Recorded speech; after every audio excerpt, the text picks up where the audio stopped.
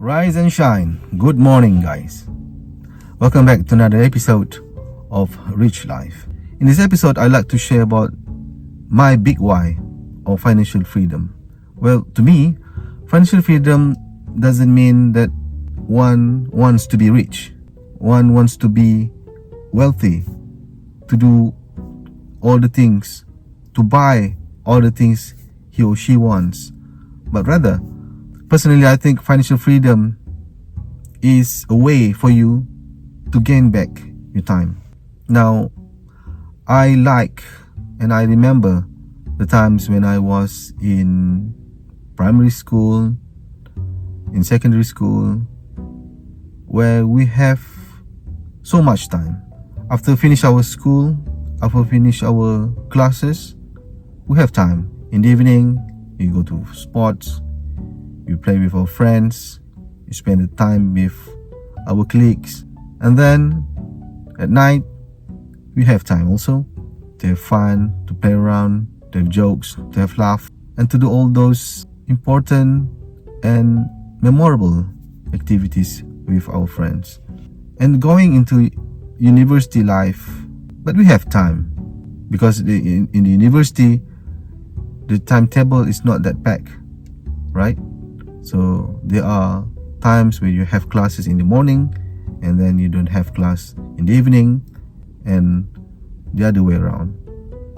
And you have time in the evening where you can going out with your friends, or just laying back in your bed reading something, or watching movies and whatnot.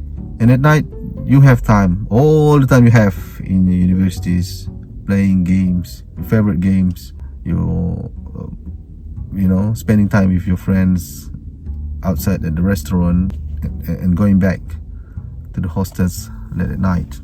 And those are the memorable things, actually, if you think about it. Not the working hours that you have spent so far, 10, 15 years in your working life. Those are not memorable to me, and I really cherish the time that I have. So for me, financial freedom is about getting back your time. Because if you think about it, right, we are working daily just for the sake of one purpose, which is to get money. That's the only reason. That's the only concrete reason for you going to work, to get your ass off your bed and going to work. I'm pretty sure that 100% people will not go to work if they are not paid, if they are not getting their salary, if by a certain time of the month they are not getting something inside their bank account. The moment they know that they will not get paid for whatever the service they provide to the company, to the working place that they are working inside, the next day they will not turn up for the work. They will not turn up into the workplace. People will never see them in the office. Reason being, they are doing the work for the money. And for me, financial freedom is about getting a stage, getting into a level whereby your assets would be working for you. Instead of you working inside your office and whatnot, your assets now acts as a worker for you. So asset could be in terms of many things, right?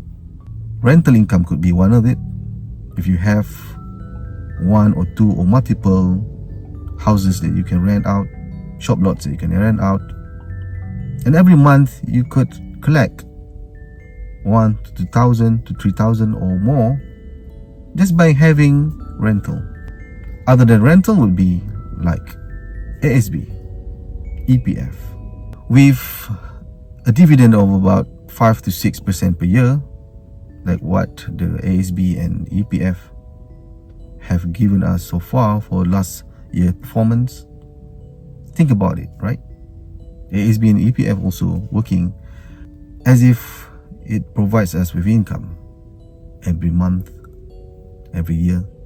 So if you have about 500,000 ringgit in ASB, multiply that with about 5%, that will give you about 25,000 ringgit per year, and divide that right? 12 months giving you about 2,000 ringgit per month. So if you have rental, you have ASB or EPF, and then what else you can have for your assets to give you money. Now the one that I'm interested recently, and I'm planning to go to the bank if possible today and ask with the officers in the banks, is to open an account with Amanah Hartanah Bumiputra, or AHB in short. So it's kind of a REIT or real estate investment trust in Malaysia. It's quite renowned in our country. So I'm planning to have an open account in REIT. So REIT is also acts like similar like ASB and EPF because it provides you, it gives you dividend returns. But however, the mechanism of investment, the place where the trust put its money is really focusing in real estate. And also, let us, with the news that we heard about the rise of the gold price, it strikes me also to try to find opportunity to invest in gold. However, gold doesn't give you dividends, right? It just rise in its price. So gold is just something that you hold until its price goes up, and at a certain point of time when you plan to have money, you just sell it. However, I'm more interested in digital gold rather than having a physical gold that I need to keep it inside my wallet, inside my house, inside my car, inside my trousers or pants or whatever. Digital gold comes more handy with me. So I have actually opened an account of digital gold recently. So I have about 1 dinar now. I purchased it during the gold price was not that high as now. So the price was about 430 something and 440 something ringgit. Now the price has gone up, it's blown up now to more than 500 ringgit now in public gold actually. So thinking about that, right? When you have assets that can give you income, so actually those assets will replace yourself. Those assets will replace you in the workplace, in the office. So imagine thinking about yourself, thinking like this. Instead of yourself being in the office, the assets are replacing you, and you could be able to be in somewhere else other than the office, other than the workplace. And being able to do that actually gives you the time. It gives you back the time. So that's all my thinking and my sharing for this video. My big why of becoming a financial freedom person.